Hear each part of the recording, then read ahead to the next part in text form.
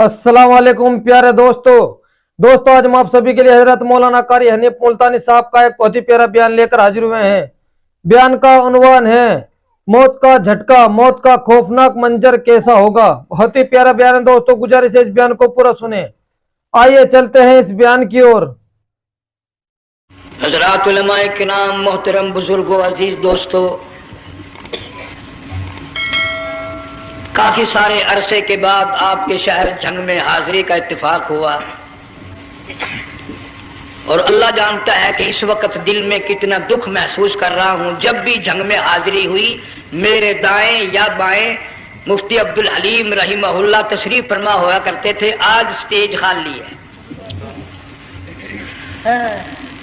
आज वो अल्लाह वाला हम में नहीं। हुजूर करीम सल्लल्लाहु अलैहि वसल्लम ने इरशाद फरमाया, उलमा का इंतकाल क़यामत का पेश खैमा है। अल्लाह वालों का दुनिया से उठ जाना घंटी है इस बात की कि क़यामत आई।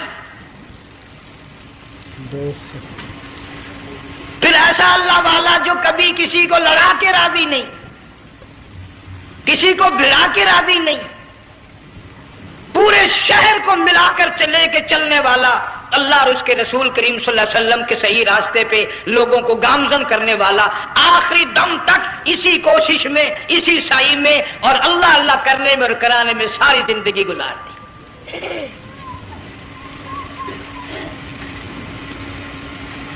सारा शहर जंग मिलकर, सारे उलमा मिलकर कोशिश करें, मुफ्ती अब्दुल हलीम को नहीं ला सकते।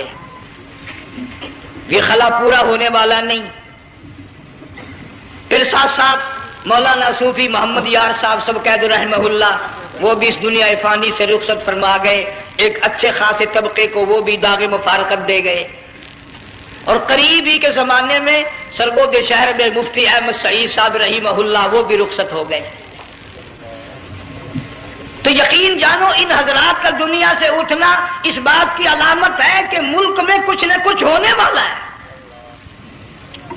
जब आग लगती है, तूफान आता है, बारिश आती है, औरत अपने बच्चों को तलाश करती है, इधर आ जाओ, बारिश आ गई, आग लग गई। अल्लाह पाक भी अपनों को पहले बुला रहा है, यहां कुछ होने वाला है, तुम पहले ही आ जाओ।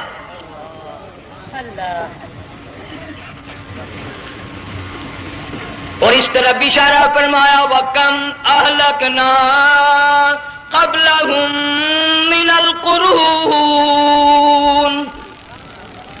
अल्लाह फरमाते हैं मेरी जमीन पे अदावत ना करो, फसाद ना मचाओ, कत्ल ना करो, खून ना बहाओ, नाहक लोगों का खून ना बहाओ। अल्लाह पाक की जमीन हर रोज सुबह को अर्ज करते, इलाही लोग मुझ पे सिना करके चलते हैं, बदमाशी करके चलते हैं, इजाजत दे मैं लुकमा बना कर निगल जाऊं। मुझे अपने ऊपर इनका चलना पसंद नहीं, मुझे अच्छा नहीं लगता। हर रोज आवाज लगाती है, जालिमो, बदकारो, बदमाशो, मेरे ऊपर दंदनाते फिरते हो। एक ना एक दिन मेरे अंदर आओगे, तुम्हें पता चल जाएगा कि मैं तुमको कितना दुश्मन रखती थी।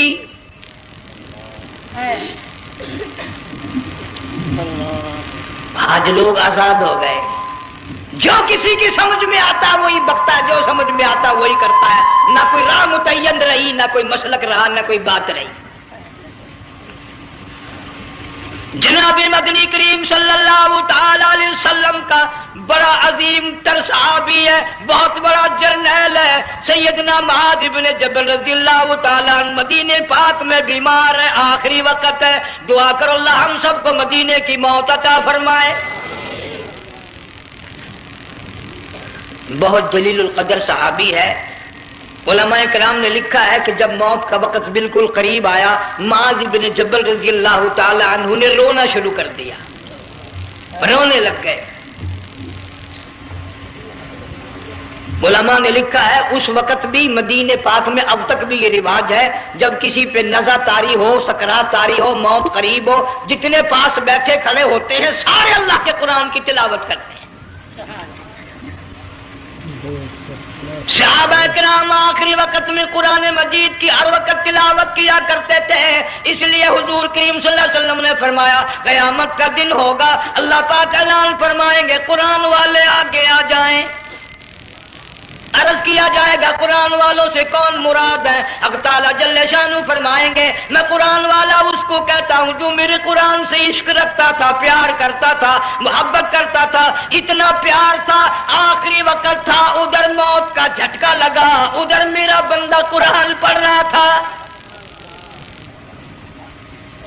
آج بھی اپنی قبر سے اٹھا میرا قرآن پڑھتا ہوا اٹھا، تم میدان حشر کا چکر لگاؤ، آج بھی ان کے منہ سے کستوری کی خوشبو آ رہی ہے۔ معاذ بن جبل رضی اللہ تعالیٰ عنہ قرآن مجید کی تلاوت فرماتے فرماتے رونے لگ گئے۔ کسی صحابی نے کہہ دیا موت سے ڈر کے رو رہے ہو، موت سے ڈر گئے؟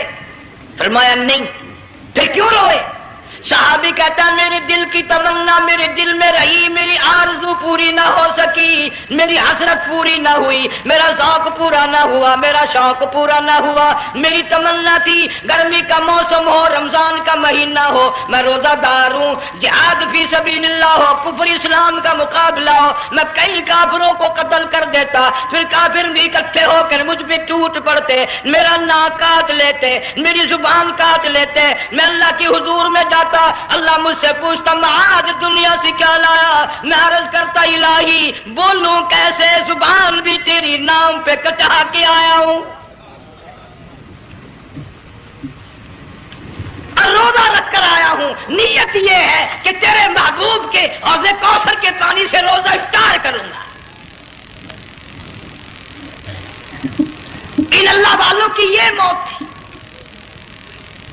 مالک بن دینار رحمت اللہ علیہ ایک عجیب نوجوان کا واقعہ تحریر فرماتے ہیں، گرمی تھی، دوپہر تھی، سورج اپنی شباب پہ تھا، بڑی سخت گرمی تھی، میں نے ایک نوجوان کو دیکھا، وہ پیروں سے معذور ہے، دونوں پیر نہیں ہیں، ہاتھوں کے بل زمین پہ گھسٹ گھسٹ کے چل رہا ہے، اور گلے میں کرتا بھی نہیں، سامان کوئی نہیں، سواری کوئی نہیں، کھانے پینے کا انتظام کوئی نہیں۔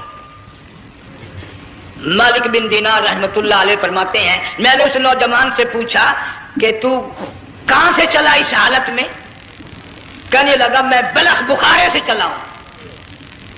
تجھے یوں ہی ہاتھوں کے بل گھسٹتے چلتے کتنا عرصہ گزر گیا؟ نوجوان کہنے لگا اللہ والے 7 برس ختم ہو کر 8واں لگ چکا ہے،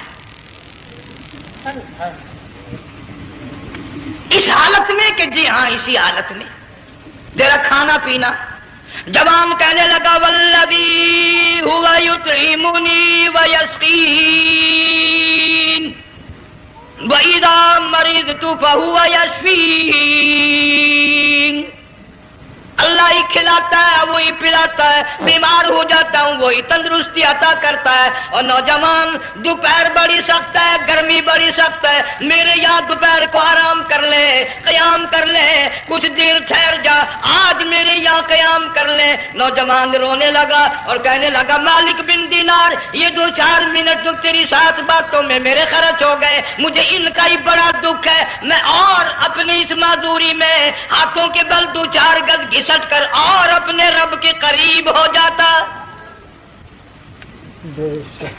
یہ جو تیری ساتھ بات کرنے میں تھوڑا سا وقت خرچ ہو گیا، مجھے اس کا ہی بڑا دکھ ہے۔ ارے تو تھک گیا ہوگا۔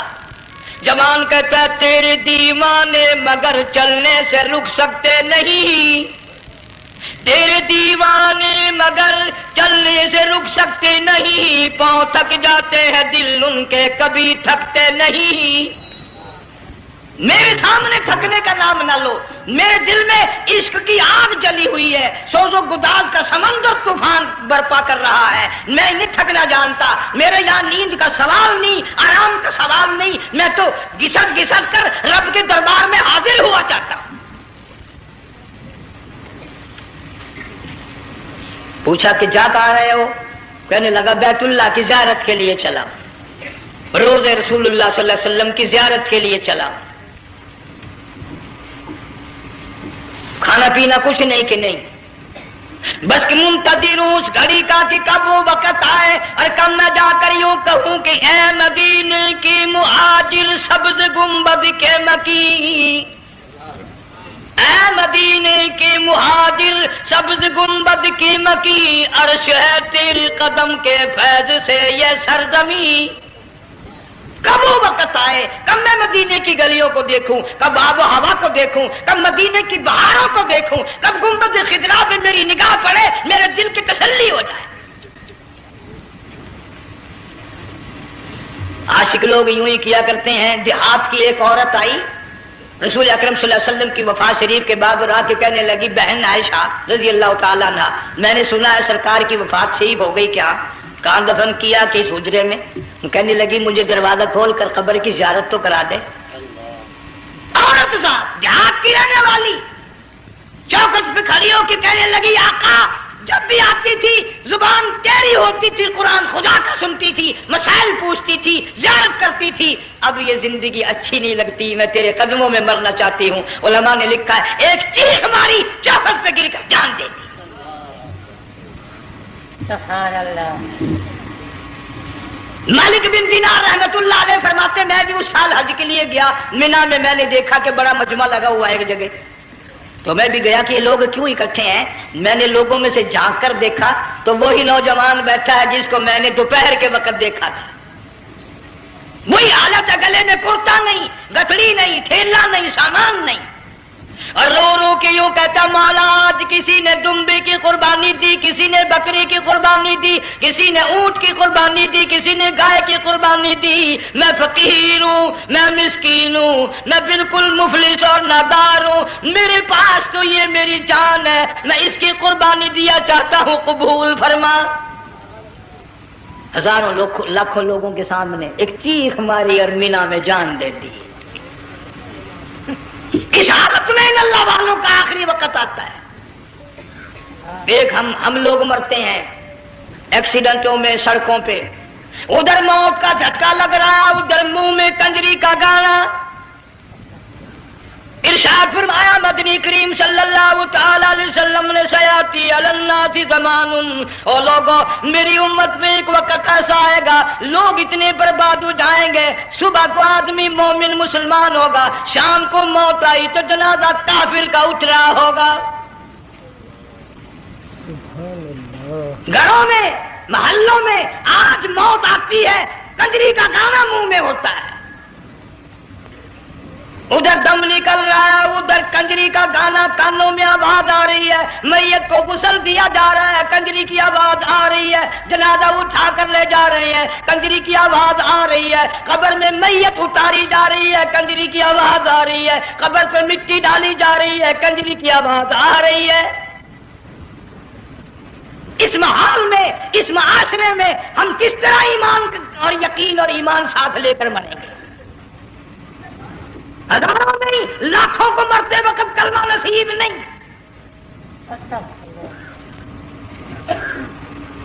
قسم دے کر پوچھو ماں مر رہی ہے، کلمہ منہ سے نہ نکلا، باپ مر گیا منہ سے کلمہ نہیں نکلا، بیگم صاحبہ چل بسی منہ سے کلمہ نہیں نکلا۔ ہزاروں چلے گئے اور اپنے جانے کا پھر بھی یقین نہ آیا۔ تم نے کبھی سوچا تک نہیں، خیال تک نہیں کیا۔ ارشاد فرمایا مدنی کریم صلی اللہ تعالی علیہ وسلم نے لوگوں ابو ہریرہ رضی اللہ تعالیٰ عنہ سے پوچھا تو کیوں رویا؟ عرض کرنے لگا میرے آقا اتنی کمزوری کبھی نہ دیکھی، اتنی ضعیفی کبھی نہ دیکھی، اتنی ناتوانی کبھی نہیں دیکھی، چہرہ انور بالکل کمزور ہو گیا۔ آپ نے ٹھنڈا سانس لے کر فرمایا ابو ہریرہ تجھے معلوم نہیں موت بالکل قریب آ گئی، بالکل قریب آ گئی موت۔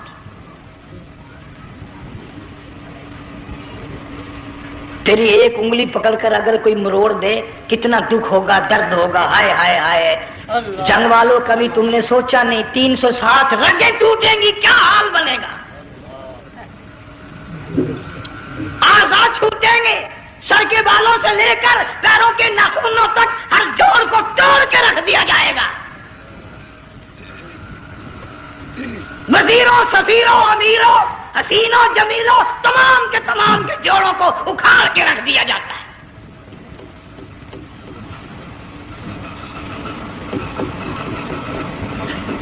پروگرام تک نہیں مرد عورتوں کا کہ یہ دنیا کسی کی نہ بنی، قبر میں آخر جانا ہی جانا ہے۔ علماء کرام نے لکھا ہے کہ حضرت عیسیٰ علیہ السلام کے پاس لوگ آئے اور کہنے لگے نئی نئی قبروں سے مردے زندہ کر کے دکھاتے ہو، آؤ ہم ایک پرانی قبر پہ لے کے چلتے ہیں، مردہ زندہ کر کے دکھاؤ۔ عیسیٰ علیہ السلام تشریف لے گئے، فرمایا قم باذن اللہ، ایک نوجوان زندہ ہو کر قبر سے نکل کر سامنے آ کر کھڑا ہو گیا۔ عیسیٰ علیہ السلام نے پوچھا تو کون ہے؟ وہ کہنے لگا میرا نام سام ہے، میں حضرت نوح علیہ السلام کا بیٹا ہوں۔ تو پیغمبر کا دماغ تو پیغمبر کا ہوتا ہے نا۔ فرمایا تجھے تو بڑا عرصہ قبر میں گزر گیا، کتنے ہزار سال قبر میں گزر گئے؟ کہ جی ہاں۔ عیسیٰ علیہ السلام نے فرمایا یار ملاقات تو اللہ نے کرائی دی، قبر کا کچھ حال تو بتا، کیا بنتی ہے؟ قبر کا کچھ ماحول بتا، قبر کی خبر بتا۔ علماء کرام نے لکھا وہ نوجوان رونے لگا اور کہنے لگا عیسیٰ علیہ السلام تو قبر کی خبر پوچھتا ہے، قبر کا حال پوچھتا ہے، قبر کا ماحول پوچھتا ہے، قبر کا معاملہ مجھ سے پوچھتے ہو، آپ مجھ سے پہلے یوں کہ یہ کیوں نہیں پوچھتے کہ موت کا جھٹکا کتنا شدید ہے؟ نوجوان رو کے کہنے لگا عیسیٰ علیہ السلام کتنے ہزار سال میری موت کو گزر گئے، پر مالک کائنات کی قسم آج تک میرا منہ کڑوا ہے۔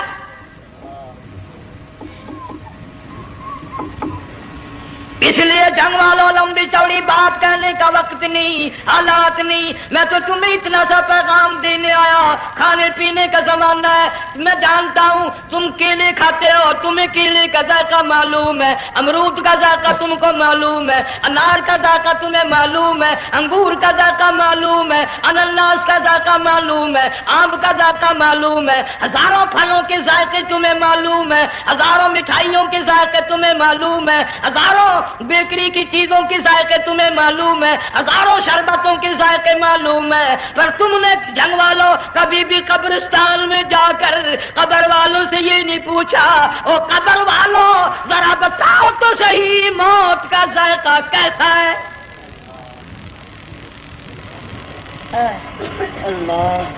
تم نے چکھا نہیں، جنہوں نے چکھا وہ بتانے نہ آئے کیسا ذائقہ ہے۔ اس لیے قرآن کہتا کلا اذا بلغت التراقی وقیل من راق وظن انه الفراق والتفت الساق بالساق الى ربك يومئذ المساق۔ بادشاہ ہو، امیر ہو، وزیر ہو، فقیر ہو، غریب ہو، رگیں ٹوٹیں گی، موت آئے گی، اور جس کی آئی تمہیں معلوم نہیں کس طرح آئی، کس حال میں آئی۔ جن کے دلوں میں ان باتوں کا خیال آیا خدا کی قسم صحابہ کرام میں سے اتنے رویا کرتے تھے آنکھیں ختم ہو گئی۔ جناب فاروق اعظم رضی اللہ تعالیٰ عنہ کو کسی نے دیکھا رو رہے ہیں، بے تحاشا رو رہے ہیں، پوچھ لیا بڑا بہادر پہلوان فاروق تجھے کیا ہوا، اتنا کیوں رویا؟ فرمانے لگے تمہیں معلوم نہیں قبر کا اندھیرا یاد آ گیا۔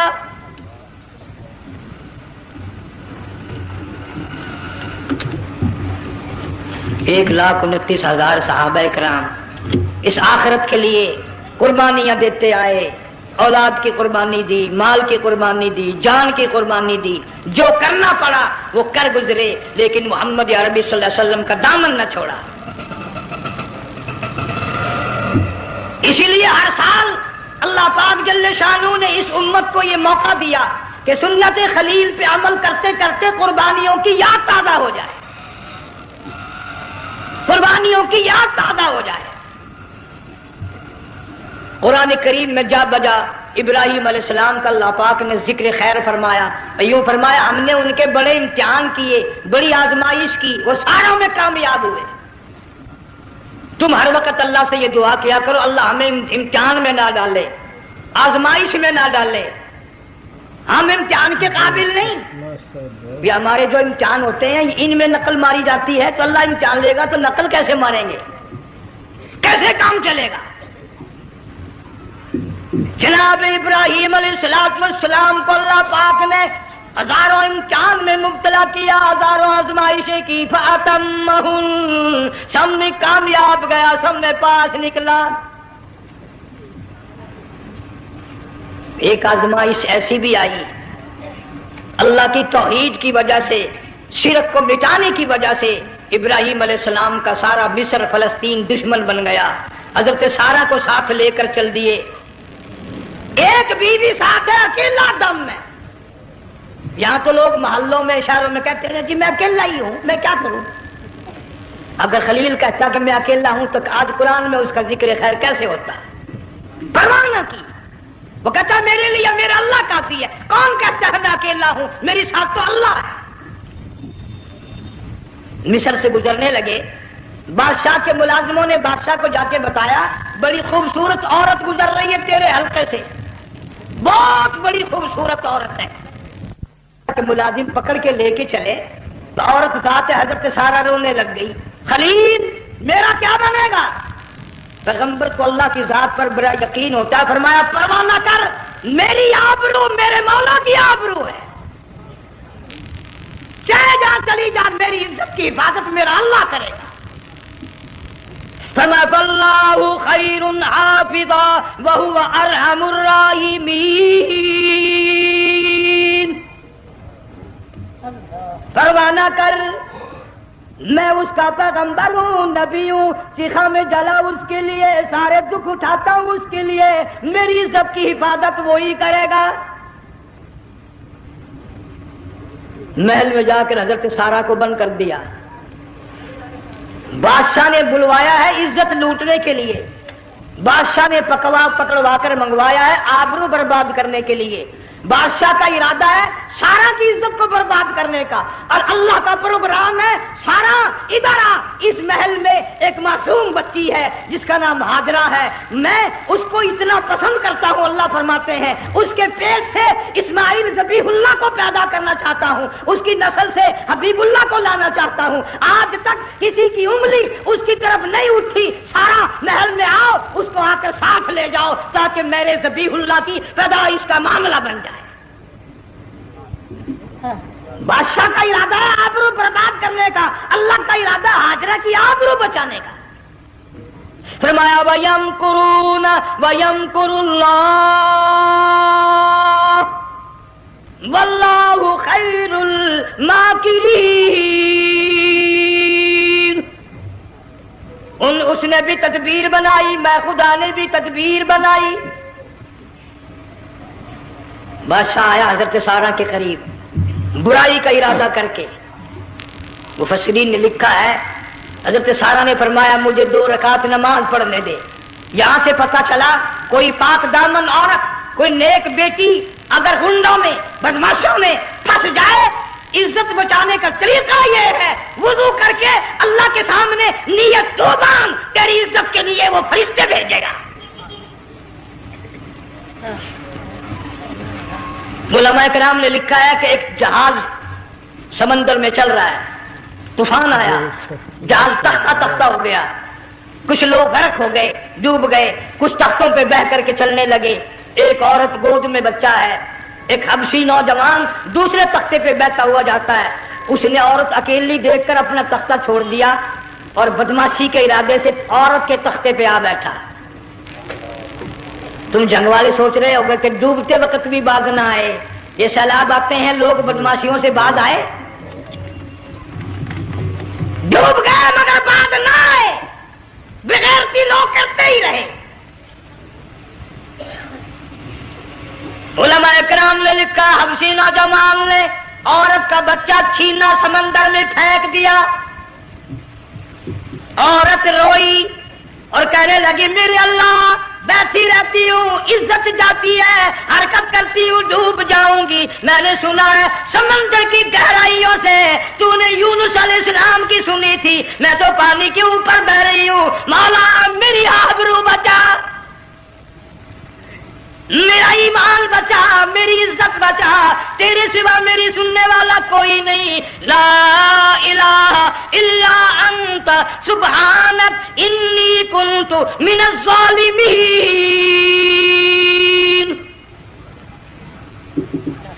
علماء نے لکھا ہے کہ ایک گردن سی نمودار ہوئی پانی میں سے اور حبشی نوجوان کو ایک ہی لقمہ بنا کر لے گئی. وہ تو ہر جگہ سنتا ہے, پکارنے والا بے بس بے کس ہو کر جب اس کو پکارتا ہے وہ ہر جگہ انداز پہنچاتا ہے. وہ ہے جو موجود ہر جگہ. عورت بہتی بہتی کنارے جا لگی، ایک جہاز قریب آیا، دوپٹے کا اشارہ کر کے اس کو بلایا۔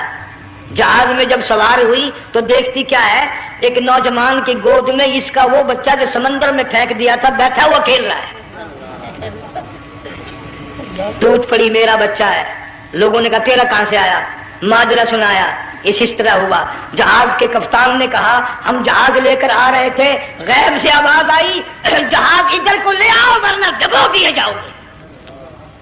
ہم جب جہاز وہاں لے کر پہنچے تو دیکھتے کیا ہے کہ ایک جانور کی پیٹھ پہ یہ بچہ بیٹھا ہوا کھیل رہا تھا۔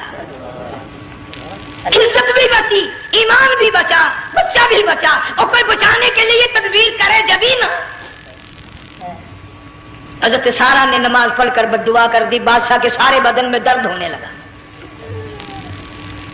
پیغمبر کا سارا گھر بڑا کریم ہوتا ہے، جب اس کو درد نے ستایا نا، کہنے لگا میں وعدہ کرتا ہوں تجھے کچھ نہیں کہوں گا، میرے لیے دعا کر دے۔ اب اگر کوئی جھنکا ہوتا یا میں ہوتا کہتا دفعہ ہو تیرے واسطے دعا کا دی، لیکن حضرت سارا نے پھر جولی پھیلا دی، مولا وعدہ کرتا ہے بدماشی سے توبہ کرتا ہے، اس کو تندرستی عطا فرما دے۔ اللہ نے تندرستی عطا کر دی۔ وہ پھر کہنے لگا لو ایسی حسین عورت کا بات آئے گی پھر برائی کے لیے تیار ہوگی۔ یہاں سے پتا چلا کہ یہ جو گنڈے بدماش ہوتے ہیں ان کی قسم کا بھی کوئی یقین نہیں۔ اگلے دن ایک آدمی نے قسم کھائی تو اس کے خلاف کرنے لگا۔ لوگ کہنے لگے کہ تو نے قسم کھائی تھی، قرآن اٹھایا تھا، اب کیا تھی گیا بن ڈٹھی ہوئی مسجد سی، پاچا ہوا قرآن سی۔ اگر ڈٹھی ہوئی مسجد سی تو پاچا قرآن سی، قرآن کے لا پورا سی جڑا میں چاہیا، مگر اسے یہ معلوم نہیں کہ تو نے تو پاڑیا قرآن اٹھایا، ڈٹھی ہوئی مسجد میں اٹھایا۔ خدا کا جب غضب آئے گا تو وہ ادھورا نہیں آئے گا، وہ ادھورا نہیں آیا کرتا۔ 3 مرتبہ اس بادشاہ نے حضرت سارا کے ساتھ ایسا کرنے کا ارادہ کیا، پھر دعا ہوئی، پھر بد دعا ہوئی، پھر دعا ہوئی، پھر بد دعا ہوئی۔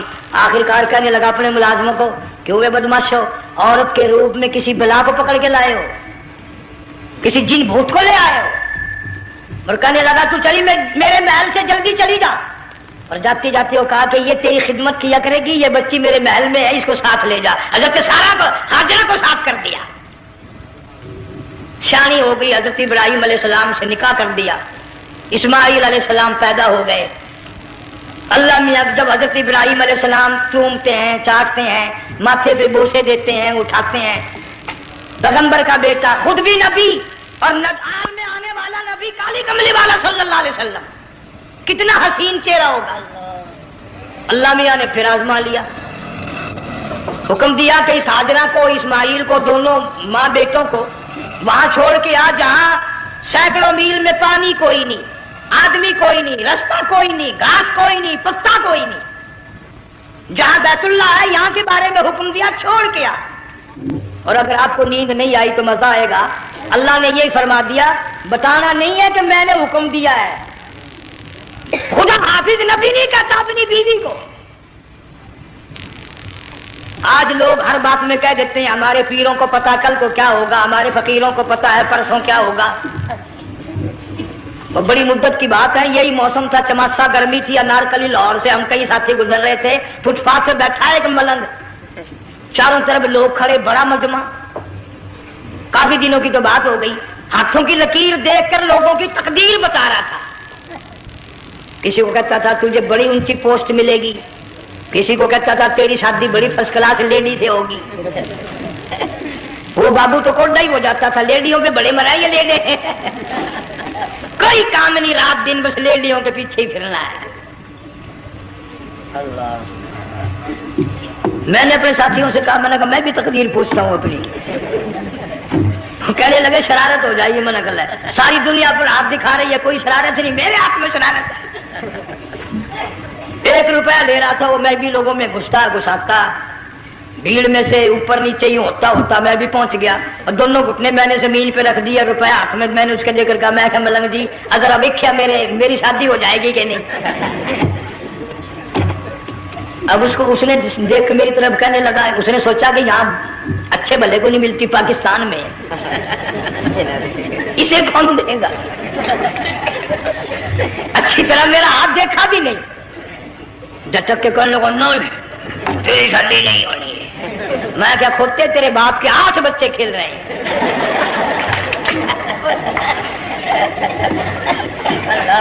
یوں ہی عقیدے بگڑ جاتے ہیں لوگ. ہمارے پیر کو پتا، فقیر کو پتا، کسی کو پتا نہیں ہے، کوئی نہیں جانتا. فرمایا وما تدری نفس ماذا تکسب غدا، کوئی نہیں جانتا کل کیا ہو جائے گا. وما تدری نفس بأي أرض تموت، کوئی نہیں جانتا زمین کے کس ٹکڑے پہ موت آئے گی. ان اللہ علیم خبیر، ایک اللہ کی ذات جانتی ہے. حضرت ہاجرہ اسماعیل علیہ السلام کو چھوڑ کر چل دیے، نہ خدا حافظ کہا، نہ کوئی تسلی دی. تھوڑی سی کھجوریں، تھوڑا سا پانی، ختم ہو گیا. ابراہیم علیہ السلام جب دور نکل گئے تو حضرت ہاجرہ نے دیکھا یہ تو چلے گئے. کھڑی ہو کر آواز دی، اے میرے ابراہیم. مڑ کر نہیں دیکھتے. جنگ والوں، اللہ کا پیغمبر اللہ کی اجازت کے بغیر اپنی بیوی کی طرف نہیں دیکھتا، گھر والی کی طرف نظر اٹھا کر نہیں دیکھتا. ایک تم ہو، چٹی داڑھی، بڑھیپا، کالے برقعے والی نظر آ جائے نا، آگے بھاگ کر بڑے نہیں آتے ہیں. کہاں جانا چاہتی ہیں آپ؟ تیری ماں لگتی ہے آپ چلی جائے. تجھے کیا ہوا؟ یہ کالے برقعے پہ مرتے مرتے مرتے مرتے مری گئے. ایسا عجیب تماشا. وہ لاہور پلیٹ فارم پر پھر رہی تھی نا ایک لیڈی برقع اوڑے، آ گیا ایک لیڈا، کہنے لگا سیب نہ پلاؤ. لے آئے، کام بن گیا. اس میں منپ لے آیا. تھوڑی دیر کے بعد کہنے لگا میرے خیال میں پھینٹا بھی ہو جائے. لے آئے، سبحان اللہ، پکا کام ہو گیا. اسے منپ بھی پی لی، پھینٹا بھی ڈکار گئی. تھوڑی سی دیر کے بعد کہنے لگا سیب لے آؤ. وہ لے ہی آیا سیب. کیا آپ کے لیے میں سیب لایا ہوں، آپ کھائیں؟ کہنے لگی نہیں آپ کھائیں. اس نے سوچا ہو میری بھی محبت ہو گئی ہے، سیب کھانے کے لیے مجھے بھی کہہ رہی ہے. جب اس نے اصرار کیا نا کہ میں تو تیرے لیے لایا ہوں، کھا تو صحیح. کہنے لگی کیسے کھاؤں، میرے منہ میں دانت ہی نہیں ہے. اب پتا چلا اسے کہ صبح سے میں تو پرانے پپی کے پیچھے پھر رہا تھا.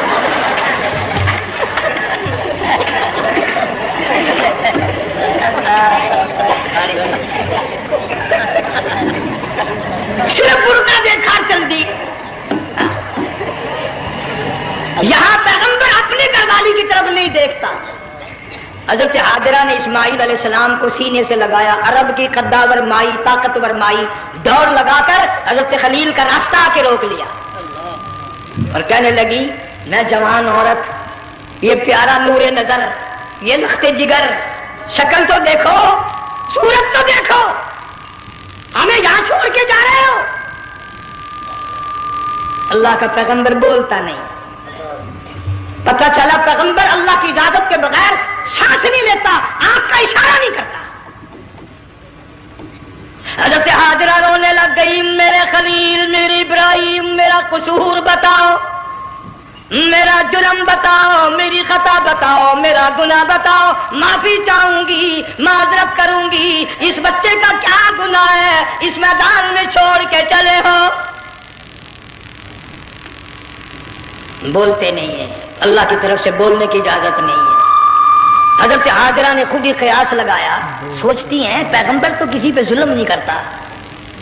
وہ کہنے لگی خلیل، کہیں اس رب کا حکم تو نہیں، کہیں اس اللہ کا یوں حکم تو نہیں. جنگ کے لوگوں اگر خلیل ہاں کہہ دیتا تو کیا حرج تھا؟ ہاں نہیں کہتا، اجازت نہیں، تاکہ ہاجرہ کے یقین ایمان کا امتحان مکمل ہو. مفسرین نے لکھا ہے کہ حضرت ابراہیم علیہ السلام نے سر کا یوں اشارہ کیا، بس ذرا سا ہاں. پھر عورت کا ایمان دیکھ، یقین دیکھ. یہی نہ بیٹھی، دوڑ کے وہاں گئی ہے جہاں پہلے بٹھا کر آئے تھے اور کہنے لگی ابراہیم جاؤ، نہ جانوں میرا رب جانے، پرواہ نہیں. راتیں آتی ہیں چلی جاتی ہیں، دن آتے ہیں گزر جاتے ہیں، تھوڑی سی کھجوریں تھی وہ ختم ہو گئی، پانی ختم ہو گیا، بھوک اور پیاس نے بے چین کر دیا، اسماعیل علیہ السلام کی اتنی لمبی زبان باہر نکلا، دو پتھر کھڑے کر کے اوپر ایک پتھر رکھ کر چھاؤں بنائی، اس کے نیچے لٹا دیا اور پھر چکر لگایا، کبھی صفا پہاڑی پہ چڑھتی ہے، کبھی مروہ پہاڑی پہ چڑھتی ہے، کبھی اترتی ہے اور ڈھلوان میں سے بھاگ کر چلتی ہے جب اپنا بچہ نظر نہیں آتا۔ سارے کہہ دو اللہ بڑا بے نیاز ہے، اللہ بڑا، زور سے کہو اللہ بڑا۔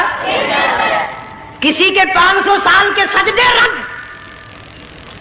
کسی کی ہزاروں سخاوت صدقات رد، کسی کی چال منظور، کسی کی رفتار منظور، کسی کی توڑ منظور، اور یوں فرمایا ہاجرہ میری رحمت کی تلاش میں آج جو تو نے دوڑ لگائی ہے، یہ تیری چال ڈال رفتار توڑ ہمیں اتنی پسند آ گئی، اتنی پسند آ گئی کہ آج کے بعد خلیل اللہ کیوں نہ ہو، ذبیح اللہ کیوں نہ ہو، کلیم اللہ کیوں نہ ہو، روح اللہ کیوں نہ ہو، حبیب اللہ کیوں نہ ہو، صحابہ کرام کیوں نہ ہو، قطب ابدال غوث کیوں نہ ہو، میری ہاجرہ مجھے اپنی کبریائی کی قسم جب تک وہ تیری چال چل کے نہ دکھائے گی حاجی کا لانے کا حقدار نہیں ہو سکتا،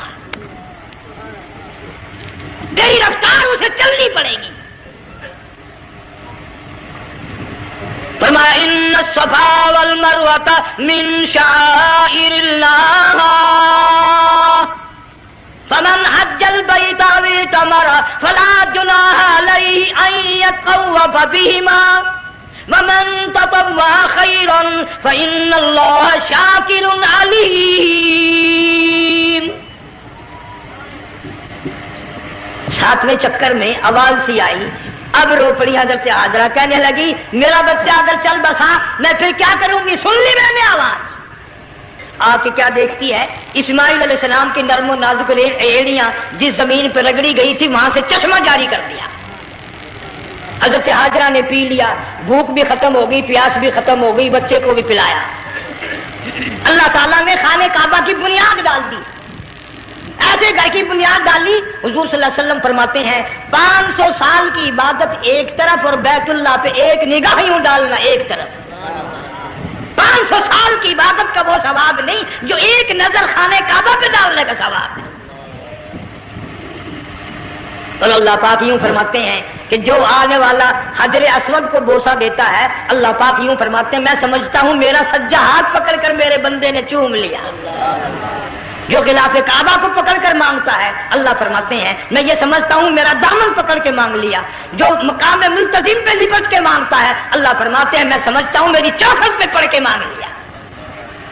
اور فرمایا لوگوں یہ جو آنے والے آئے ہیں یہ رشتہ داروں کے مہمان نہیں، عزیزوں کے مہمان نہیں، دوستوں کے مہمان نہیں، میں خدا میزبان ہوں، یہ میرے مہمان ہیں۔ آج ان کی دعاؤں پہ آمین کہو، فرشتوں کو حکم ہوتا ہے ان سے مسافے کرو، مگر اللہ تعالیٰ سب کو توفیق دے کہ حج مکمل کر کے آئیں اور سب کا حج قبول فرمائے۔ میرے علاقے میں کئی سالوں کی بات ہے پرانی، جب کوئی حاجی تھا، ایک آدمی حج کر کے آیا، میں دوپہر کو اس کو ملنے گیا تو زور کی نماز کا وقت آیا، میں اٹھ کے چلا گیا نماز پڑھنے، پھر عصر کی نماز کا وقت آیا، میں اٹھا اور نماز پڑھ کے آ گیا۔ میں نے اس حاجی کے لڑکے سے پوچھا، میں نے کہا حاجی صاحب نے نماز یہیں پڑھی؟ تو کہنے لگا جی ابھی شروع نہیں کی، سفر کے تھکے ہوئے ہیں نا، 2-4 دن کے بعد شروع کریں گے۔ شکر ہے پہلے لوگ جھوٹ نہیں بولا کرتے تھے، ہاں آج کل کا ہوتا نا تو وہ کہہ دیتا ہے جی یہ تو کئی وقت کی کچھی پڑھ کر بیٹھے ہیں۔ تو پھر مولوی تھا نا، میں بیٹھ گیا حاجی کے پاس، باتوں میں اس کو لے آیا، یہی میں نے کہا حاجی صاحب نماز نہیں پڑھی؟ کہنے لگا آپ ہی لوگوں سے سنا ہے کہ بیت اللہ میں جو ایک نماز پڑھے 1,00,000 کا ثواب ملتا ہے، مسجد نبی میں جو ایک نماز پڑھے 50,000 کا ثواب ملتا ہے، 4 مہینے پڑھ کے آیا، وہ حساب لگا لو۔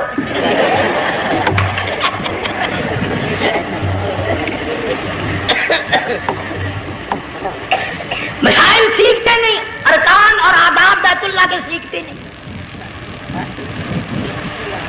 ڈی سی کے دفتر میں اگر جانا ہو کئیوں سے پوچھے کیسا جاؤں، کس طرح درخواست دوں، کیسے کہوں، کیسے کھڑا ہوں، کیسے بیٹھوں، کیا عرض کروں، اور اللہ کے دربار میں ہم جاتے ہیں اور سیکھ کر نہیں جاتے، یہ خوف نہیں کہ اگر بے ادبی ہوگی تو مارا جاؤں گا۔ اللہ تبارک و تعالیٰ جل شانہ نے इस्माइल अलैहिस्सलाम की नर्म नाजुक एड़ियों से बुनियाद डालकर खाने काबा की अल्लाह ने हमें ये काबा दिया। गुनाहों की माफी मांगने के लिए वहां जाओ, अल्लाह तबारक व तआला के दरबार में हाजिर होकर मांगने के लिए यहाँ आ जाओ। इरशाद फरमाया मदनी करीम सल्लल्लाहु तआला अलैहि वसल्लम ने, जो आदमी सही अरकान हज के अदा करके वापिस जाता है इस तरह वापिस आता है गोया आज ही माँ के पेट से पैदा हुआ। पहले लोग यूं ही हज किया करते थे, यूं ही कुर्बानियां करते थे, अब तो हर चीज की लोग आसानी तलाश करते हैं। पिछले बकरा ईद के मौके पर हमारे मस्जिद में एक आदमी मुझे कहने लगा, अगर कोई गरीब आदमी मुर्गी की कुर्बानी दे दे तो लग जाएगी। मैंने कहा तू मक्खी मार दे इंशाल्लाह वही लग जाएगी। सारे काम टेढ़ी हो गए, नीचे नीचे नीचे नीचे को चले आ रहे। आजकल वो टेढ़ी बकरे बकरी आए हुए हैं ना, कहीं तो कुर्बानी के लिए या कंधे को उठाकर लावे। अब बताओ या गोश्त बांटेगा या खावेगा या फ्रिज में रखेगा, क्या करेगा? बिल्कुल काम बिगड़ गया। हुजूर सल्लल्लाहु अलैहि वसल्लम ने फरमाया, कुर्बानी का जानवर अच्छा तलाश करके लाओ, उसके बदन पे जितने बाल होते हैं उतनी नेकियां लिखी जाती हैं। और मेरा मौजू नहीं, हुजूर सल्लल्लाहु अलैहि वसल्लम ने फरमाया कि मैंने अल्लाह से दुआ की थी मेरी उम्मत का क्या बनेगा। पुल सरात पे से गुजरते वक्त अल्लाह ताला ने मेरी दुआ को कबूल फरमा कर यूं फरमा दिया कि तेरी उम्मत जो कुर्बानी में जानवर ज़िबा करेगी, मैं खुदा पुल सरात के किनारे पर जिंदा करके उन सब जानवरों को सवारियां बनाकर पेश कर दूंगा। इसलिए बकरा ईद बिल्कुल करीब आ गई। हर दीन ईमान इस्लाम के लिए कुर्बानी के लिए तैयार रहो। ज्यादा से ज्यादा मुझे आजकल फिक्र लगा हुआ है कि अपने घरों को में नमाज का इस्तेमाल करो। आज हाल ये बना हुआ है कि अगर घरवाली की गोद में मौत आई तो घरवाली बेनमाज, धी की गोद में मौत आई धी बेनमाज, बहन की झोली में मौत आई बहन बेनमाज, बेटे की गोद में मौत आई बेटा बेनमाज, भाई की गोद में मौत आई भाई बेनमाज, डॉक्टर के हाथ में मौत आई डॉक्टर बेनमाज, कंप्यूटर के हाथ में मौत आई कंप्यूटर बेनमाज, नर्स के हाथ में मौत आई नर्स बेनमाज, तेरा कफन खरीद के लाने वाला बेनमाज, तेरे गुस्ल का पानी गर्म करने वाला बेनमाज, तेरी कब्र खोदने वाले बेनमाज, तेरा जनाजा उठाने वाले बेनमाज, तेरी कब्र पे मिट्टी डालने वाले बेनमाज। अगर तू नमाजी भी है, ये इतने चारों तरफ के बेनमाज तुझे जन्नत में कब जाने देंगे?